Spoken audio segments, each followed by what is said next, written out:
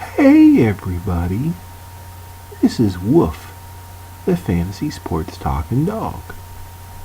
Well, I got a new name this year, and I'll let you get a chance to see if it's funny, or if you can figure out why it's supposed to be funny at least. I am no longer Woof. My name is now Met Rex. Get it? Anyway, let's start our baseball coverage.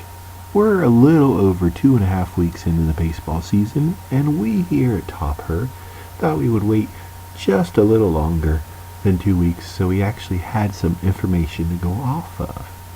But expect every 2 weeks from this Friday going forward for some good baseball information. A strategy we've always used is to make a list of 3 guys you really like that could be on the waiver wire. And make sure at least one is a batter and one is a pitcher, and then the other one is up to you. So, here is an example for this week. On the low end for base running, a category that a lot of people pay attention to and a lot of people don't, so there's opportunities. Look at Eric Young Jr., owned in less than 5% of leagues. So maybe he's somebody to just keep an eye on. But a lot of people have 1 or 2 guys sitting on their bench that they don't really use much. And if you're going to do that, you might as well have a base stealer. He's less of a big name than he was a couple years ago because some people might have forgot that he went from the Mets to the Braves this year. And the Braves aren't expected to do much this year. So, just keep an eye on Eric Young Jr. He's definitely capable of getting 25 or 30 stolen bases, and that might just put you over the edge in the playoffs. But at the very least, keep an eye on him. He might be worth grabbing later on in the year. On the high end of base stealing, Alejandro Diaz. He also switched places. He went from the White Sox and he got traded at the trade deadline, and he went to the Orioles, where he still is now. This gentleman is ranked 8th in metric base running, which basically is a combination of base stealing, and the other half is how well you run the bases, how many extra bases you get because of your speed. So, that's a pretty good stat to go on if you're chasing stolen bases or you just want to get a lot of extra runs. Like Young, he doesn't have much power, having a isolated power under 200. But the runs and the stolen bases will definitely be there. Absolutely a lock for 70 runs, and could get 15, 20 stolen bases or more.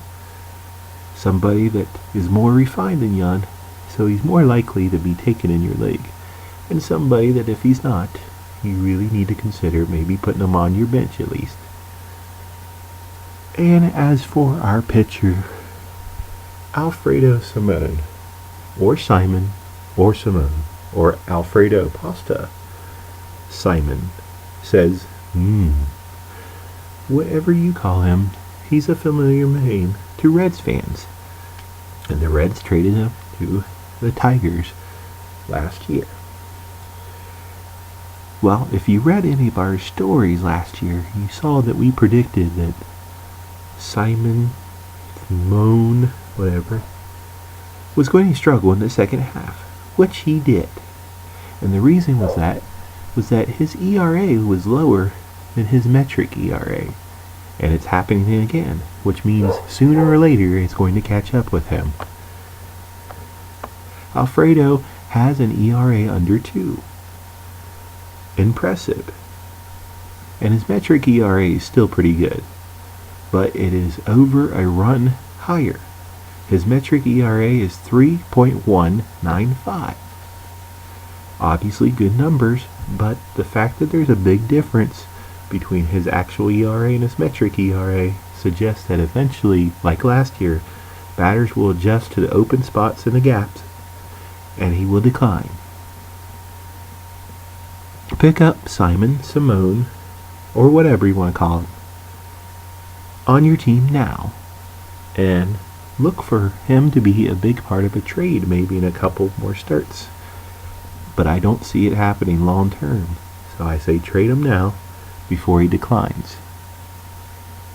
Well, there's a quick summary of what we got for you. We hope you enjoyed it. And as always, check out the Facebook group. Make a comment on Twitter at TophPicks. Or just harass Topher in some other fashion. Anyway, this is Met Rex signing off. Enjoy some good old baseball, and we'll see you again in a couple of weeks.